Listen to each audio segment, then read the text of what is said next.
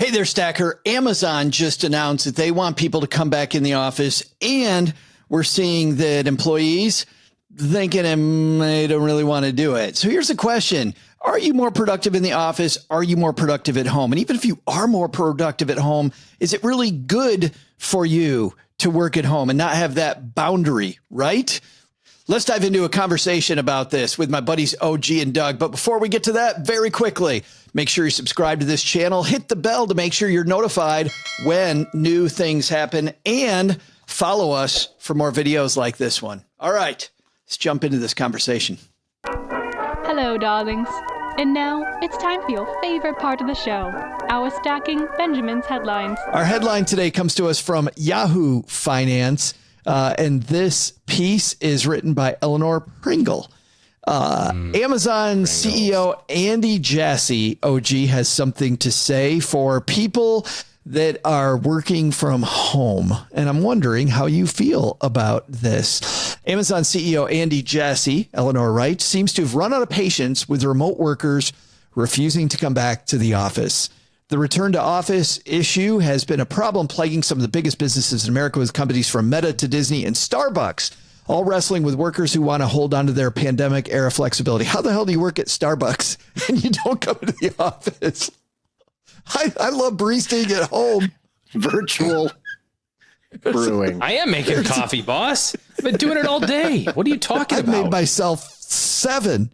It's amazing. I haven't had one person come through my drive-through. Latte mixture. I think they're talking about the executive. Yeah, maybe. Unfortunately for Amazon's executives, summoning staff back to the office has been particularly controversial. After being hit with everything from criticism to staff petitions, it seems the Amazon boss has reached the end of his tether.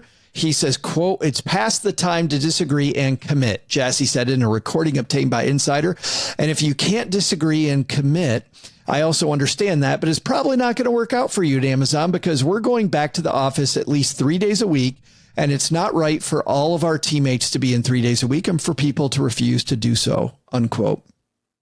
What do you think about Jassy's position on coming into the office partially? I think it sounds like a nice middle ground, honestly. There's a lot of communication and strategy and ideas and conversation, that happens in person, over the water cooler at a cup of coffee, that sort of stuff. And I don't care how much Zoom time you've got or Slack on your phone or whatever. It's hard to recreate that in person. We work completely remotely, but I've got a couple of entrepreneur groups that I belong to, and you get in a room with those people, whether it's, like you and I both do together, Strategic Coach, or mastermind groups that I belong to. And it's just a different energy and a different flow of information and ideas and conversations. So I don't think it's unreasonable to ask people to come back to work, especially if that's how it was originally. Our firm is completely virtual and has been from day one. So it would be very difficult for me to say, "Hey guys, I changed my mind. Let's all get together in an office." I mean, we have employees all over the country. Same thing for Stacking Benjamins, right? Our teams all over the country. It would be very difficult for us to say, "New plan, everybody's got to live in Texarkana," as great as that would be for everybody. And I quit. Come on. And Doug's out. We can have barbecue every day. Wouldn't that be great? There is that. Amens. Yeah. Oh, man, so good. Heaven. So good. So I don't think it's an unreasonable request to have some sort of in-person requirement. And I agree with him that it's not fair to the people who are coming in and committing and doing all that stuff to have a few holdouts being like, "Oh, I'm just not going to do it. Make me." Like, that's childish behavior too. If it's not a good fit for you based on the new rules, go find different work to do. Go find a company that will allow you to work from home. They're all over the place. Yeah, I think the market's going to sort this out. I think the employment market and just the financial markets will sort this out. And for those companies that really feel like it's what's right for them, and that's what fosters the exchange of those ideas, if that's what you want to dictate, you get to do that. You're a private company, even if you're a public company, you get to do that. So I don't think there's a right or wrong here. I will say, and I may have told the story before, but not recently, when I was leading up internal consulting for one of the larger healthcare organizations, health insurance organizations in the United States, number 2, actually, there was a new CEO who came in. And of course, you get a new CEO within 90 days, they want big changes, right? And at that time, 54% of our workforce was remote. And the new CEO said, nope, don't like it. Find a way to get everybody in-house. And so I led a team that did a ton of research into the impact of people being remote and what'll happen when we move everybody in. And we found, driven by data, we found exactly what that new CEO did not want us to find, which was that if she really wanted the company to soar, she should send everybody home, because all of the data showed that the majority of the people who were on the executive track to get promoted were working from home. The people with the longest tenure were working from home. The people with the shortest hiring cycles working from home. All of the highest performers in the company and the groups that they supported were all the people who were remote. And she did not like that answer, but it just depends on the kind of work your company does and the culture of your company and what the needs are. And in that case, putting everybody together did not work. And oh, by the way, the costs associated with that, with moving everybody, were staggering. But this was a company that had been remote that was now changing. No, versus Amazon, which was pre-pandemic not remote. No, not exactly, Joe. I mean, to get into a couple of details, this, as was the case in the health insurance industry for 15 years, this was a company that when they were smaller, they were in an office. But as they started to grow through acquisition, that was when people started to get really scattered. And the remoteness just sort of happened because there were people whose offices got shut down, but they were working for the company that got acquired. So they just were allowed to work remotely. It wasn't like OG's, company that was remote from the get-go.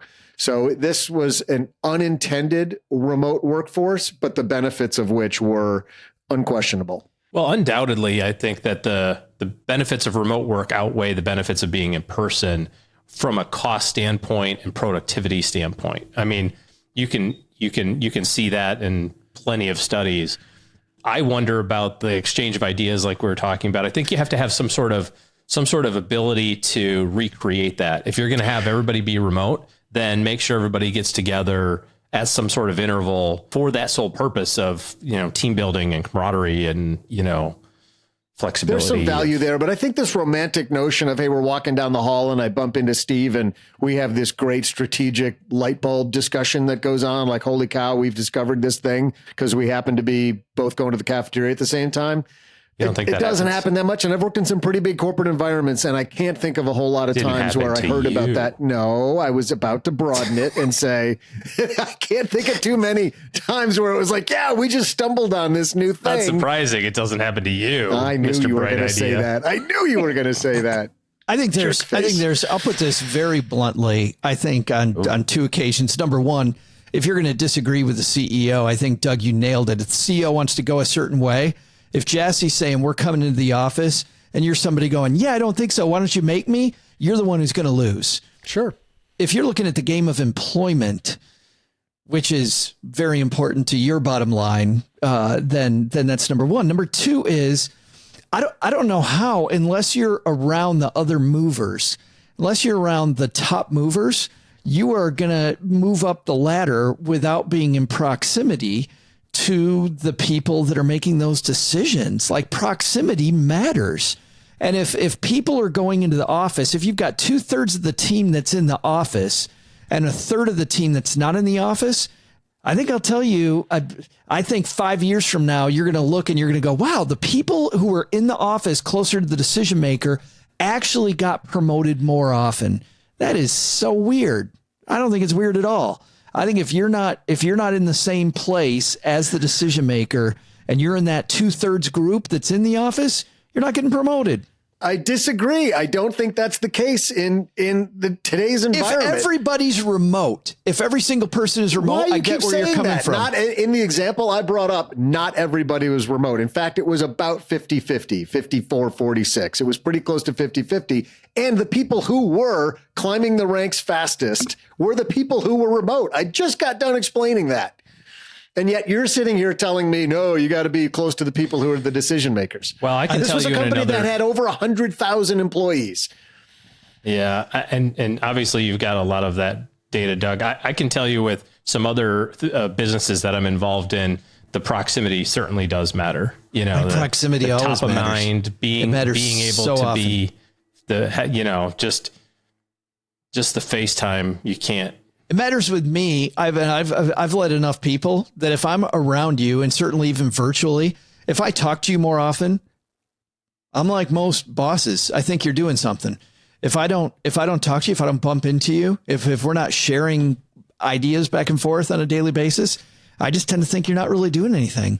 So even if you're a virtual employee, I think proximity matters. I think being able to have those frequent Zoom calls or whatever it might be matters. I mean, you're going to have to do a lot. If you're competing head to head with somebody who is in the office right next to your boss versus you are virtual, I think the virtual person has to realize that you're up against it, that you're up against a higher wall, because that person who's in the next office is talking about what's going on with my family, with what I'm doing on the weekend, with all these other stuff, where if I don't cover any of that with that same person, it matters. I think people work with people.